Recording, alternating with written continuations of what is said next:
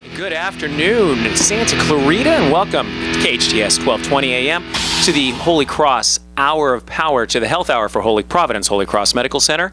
And we're coming to you on an amazingly dank and blustery day, just shortly before the holidays. Couldn't ask for anything better, except for we can get some of that funny white stuff falling from the skies.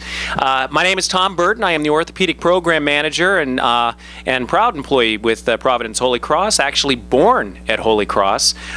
Feel like it's been a part of my life ever since the beginning, which it seems to have been. Now you're going to wonder, well, how come Providence Holy Cross? I know I say this with every show, being that we're in Santa Clarita, and Santa Clarita is adjacent to the San Fernando Valley, and Holy Cross is a great place to be able to go, since it is housing 30% of its employees live in Santa Clarita, and 30% of its patients actually come from Santa Clarita, and it has been proudly serving since 1961. For those of you who have actually had the opportunity to enjoy Providence Holy Cross during these years, for hopefully whatever reason, and with safe and effective recovery, you've recognized our growth all the way up to a 377-bed not-for-profit hospital. We added the new 4-story building to be able to meet the need of the community, and the community is a really big piece to us. We were born as a community hospital. We were able to help out with the whole North San Fernando Valley, and as a trauma center, our reach has expanded all the way into the LA region, all the way into Antelope Valley, as far east as Pasadena, and all the way out to the beach, depending on what was wrong. And we still continue to offer those level 2 trauma programs. To this day, as I was walking into the office today, they actually called one as I saw the ambulance pulling up, and we will continue to do so as part of our community program. We are a huge, and I say huge, health system now that we added St. Joe's down in Orange County. And we're looking at approximately 50 hospitals and expanding probably about 7 states, making us probably a third largest within not-for-profit in the nation. And even though our size continues to grow, we still rank for quality in the top 5% nationally. And it prides us on that. Not only are we looking at it just for the ability to care, but as they reference all of our employees as caregivers, we are also trying to deliver the best personalized care as well, making sure that our patients are doing well. And as I've been told when I round, that all of the patients are indicating that the staff seems to treat them as if they were family, which is great. And we continue to look ahead to the future. Our group, if you were on with us about 3 or 4 months ago, our CEO, Bernie Klein, was on, and he was excited to announce that we have a new mental health institute, which is part of the Providence Health System. We're expanding through all of our ministries. But today, I am proud to say that the institute that was originally called the Musculoskeletal Institute within Providence Health System is now called, will be called, I guess, as of January, but the Orthopedic and Sports Medicine Institute. And it's just to demonstrate we are continuing to push into a direction that we will be able to reach everybody, whether it be just those with generalized arthritis, those who have had broken bones, and also to be able to extend our effectiveness towards our athletes locally.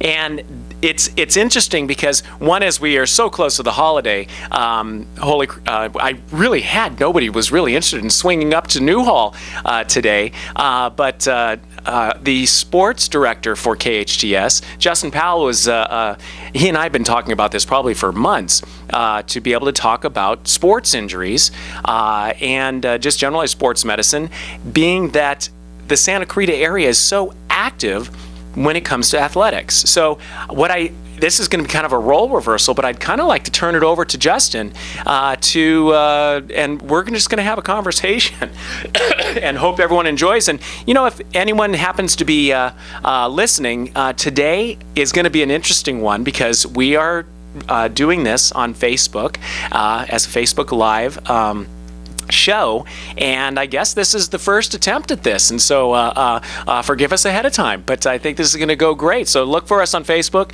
KHTS 1220 AM, and you can actually see us going live as we speak. And I'm going to go ahead and pass that mic over to Justin, and let's see if we can make this happen. Yeah, I mean, it's great. We are trying out some new technology in the KHTS studio. So good morning, everyone. as Mr. Tom Burton said, I am the sports director at KHTS AM 1220, KHTS Sports. And me and Tom have been discussing this for a couple months now about, as we know, Santa Clarita is a major pot for sports and youth sports in the Southern California area, the greater Los Angeles area for that matter.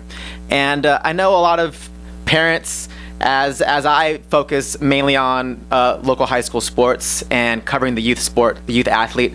I played youth sports growing up.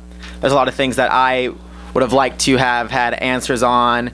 Injuries here, soft tissue injuries, especially with what's going on in soccer now, as we talk about concussions, which we're going to get into very soon with Mr. Tom Burton. A lot of parents I know want to know how to best equip their child for athletics going forward, whether it be from child to then to middle school, then to high school and on, because a lot of our high school athletes end up playing in college and beyond. So that's a great thing, and it's something that I think our parents have the inclination of what can we do to, as I said, best equip them. So first off, we want to talk about concussions. Tom, as you know, it's obviously been one of the most heated, debated topics of the last 5 or 6 years, especially when it comes to our children and them playing collision sports like football, like soccer. There's a lot of things that I think people want to know more about. Sure. Concussions. And so firstly, can you help us define exactly what happens to the brain and what are concussions from an overarching standpoint? Yeah, sure. Well, I'm glad we're talking about this first, because it is hot and heavy. And I had covered high school football for about 20 years, and one of the things that I did recognize during that time was the number of concussions. And I don't necessarily think it was because I was becoming more sensitive, but I think it had a lot to do with the fact that the players are faster. Athletes are stronger. I think that the level of competition has become greater, and I think that the reward has become greater as we witness. And you said it best. I mean, Santa Clarita is a hotbed of activity for athletics, especially for our youth. When we watch the World Series and see Mike Montgomery pitching the last out to win for the Cubs, with Trevor Bauer being the pitcher on record for the Cleveland Indians, both of which played together at Hart High School. Exactly. And then, as they always say, the best way of winning a championship is with defense. And my fantasy team defense last week was Miami, and which was huge for me to get into the championships. And they're being quarterbacked by none other than Matt Moore, our graduate as well. Not that this is really the Hart show, but I do want to just give Matt props where it's deserved. But one of the things I did recognize is the number of concussions had become more numerous. And it makes it very difficult as the medical professional on the field because they can be scary. And I think back in the day, we used to stage them or grade them. We had a specific, grade 1, grade 2, grade 3, and depending on what that grade was, determined what we were permitted to do. And just grading it, trying to figure out, well, were they unconscious for less than 60 seconds or more than 60 seconds? Because that might change the way we graded that concussion, and that would change. Would they be able to return to the game? Would they have to follow up at the hospital? And the such. Now all of a sudden, they've become a little stricter with it, which is good. It's best for the health of our athletes that our athletes now, if they demonstrate signs and symptoms that might be determined what we would see with a concussion, that we will just go ahead and pull the athlete and for his protection to be assessed. And if there is even an inkling that there was a concussion, then we'll go ahead and pull from the competition and we will institute the concussion protocol. Now, concussion itself, what is it really? So what you can kind of think of is your brain is floating in this fluid sac inside of your skull. And if you notice that when something's floating in water, it doesn't move quite as fast. And so when there is a collision, the collision occurs, and then the momentum of that collision causes the brain to then move inside the sac.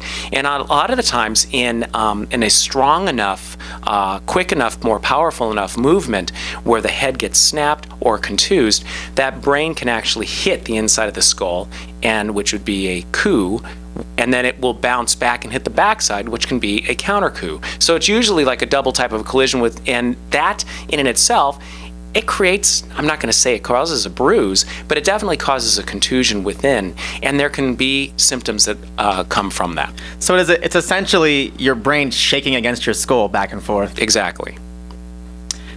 Are there, especially when it comes to our youth, can people be more prone to concussions? Is there such thing as a body or a brain that can take more impact or take less impact? You know, that's funny. I haven't seen anything within the research that would say that there's like genetic indicators that would say you are more prone versus less prone, but there are certain things that we can look at. If a person's dehydrated, the level of cerebrospinal fluid can become less inside their skull, which means there's less fluid protecting, so that would, in essence, could make them more prone. So maintaining hydration for our athletes could be very, very helpful. Great equipment. You know, this is a huge one, and you know, I know that the helmet companies are doing everything in their power to try to have shock-absorbing materials, so that way they can separate the amount of energy that the head has to be able to sustain in collisions and in quick type snapping movements. So they're doing that. Technique is a big thing too, and that's one of the big ones. And unfortunately, when we watch TV, we see a lot of these kids, you know, the athletes, when they go through their tackles, flying into their tackles, leading with their head, and it gets glorified time after time. And we'll see that hit on Facebook, we'll see that hit on Twitter, we'll see that hit on ESPN SportsCenter that night. And unfortunately, that reinforces the idea that this might be cool. And we see a lot of the kids doing the same thing, going after things in that same fashion. And unfortunately, there are risks with that. And I think part of the thing, too, is to realize that these are highly trained athletes.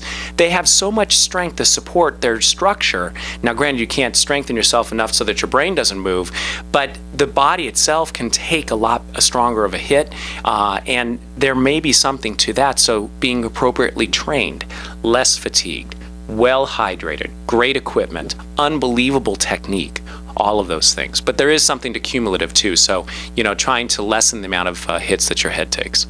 I agree completely with what you say about technique, because I feel that is exactly the reason why the U.S. Soccer Federation has banned headers in the sport from ages 11 and down now. Our kids, like you said, especially when it comes to football, they see the big hit and they want to create the big hit and unleash the big hit. It's the same thing in soccer, where these things are bang bang, and it's reactionary plays, and if you don't have the right frame of mind and technique to do things the right way, and you just come flying in with your head on certain things, it creates a lot of problems. It does. And then also where you hit, you know, that's one of the other pieces too. And are you static when you're taking the ball off the head? Are you being active to create the directionality of the ball? And, you know, there's a lot to that. And I think that the preparedness for the hit also does make a little bit of a difference too. And in soccer, sometimes I think you played soccer, right? Yes. As did I. And I can remember as a kid, you know, you'd kick the ball up as high as you could and you get underneath and let it bonk you off the head. And friends of mine and I, you know, we would do this on a regular basis, which may explain a few things. But the on the same token, though, is that we didn't know any better. You know, there wasn't anything to tell us, hey, listen, now you probably shouldn't be doing that. Exactly. And we have that opportunity to do it now. So, as you're saying about you were on the sidelines for 20 years in high school football, now they are implementing the same kind of processes that they do in college football and the National Football League. They are, in fact, going through a concussion protocol with with the student athletes? Yeah, and we're taking it a little bit further. In fact, it's something that I think one of the first pieces that when Providence Holy Cross starts their sports medicine program, an actual sports medicine program, we're going to be looking at doing concussion baseline testing and to see mentally how is a person performing, including balance work, and then we're going to, after an injury, we have the ability to actually assess that again and see, is there a change? Is there a change in the balance? And we can actually see the effect of what that concussion would be. The concussion protocols, the white cap actually has the ability, the ref can pull a person out of the game. Okay. And just say, I didn't even like that hit. And, you look a little wobbly, you look a little unsteady, I'm looking at your eyes and you're not focusing, I'm going to pull you out of the game. And we're just pulling out of the game. And as a medical professional, to me, that almost gives me a sigh of relief, because there was always that anticipation of, when can they go back in? When can they go back in? When I, determine that they're medically stable to go back in. The hard part of it is we're realizing is that concussion symptoms can take hours to days to weeks to clear. And it could be stuff that we can't actually measure while just looking at somebody on the sideline. So we want to make sure that we're doing and making the best decisions for our kids. And now with the concussion protocols that are going out there, our testing's getting a little better. I think the care that we're delivering is getting a little bit better, and I think that our understanding of concussions is improving as well. Now we're actually seeing that, during these types of injuries, there might be an increase of potassium that's released, and that potassium can be irritating, and that causes a bunch of electrical things. So there's a lot of stuff that science is now looking at to try to make a determination of what is really going on here, to a point where now they're even talking about brain rest on concussions. Before was you just didn't do physical activity.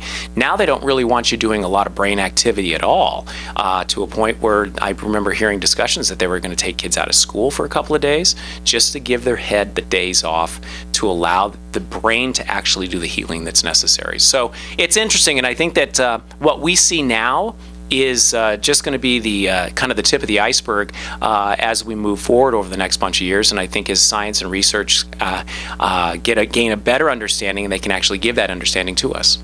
That's incredible, because one of the last things I wanted to know was what exactly has been the culture shift amongst the medical community about concussions. As you said, you kind of eloquently put it, how Providence is now going to be doing more in terms of with the science and the technology of learning and developing more programs with orthopedics? Yeah, more programs with orthopedics. I think it's going to tie in with sports medicine, tie in with neurology, but more importantly is it still sits within the basis of what Providence and Holy Cross has always thought, is that we are a hub for the community, and that type of a community program will allow us that ability to do better for those we serve.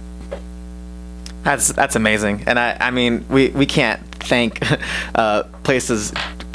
community places like Providence Holy Cross enough for all that you do in pushing this forward, because I know for me personally, I have reservations about my children playing collision sports when I eventually have children, because I played them, and I know the competitive nature, how it was then, and as you said, how it's pushed even further now with the speed and the strength of our athletes and what we've developed over the last 20 years.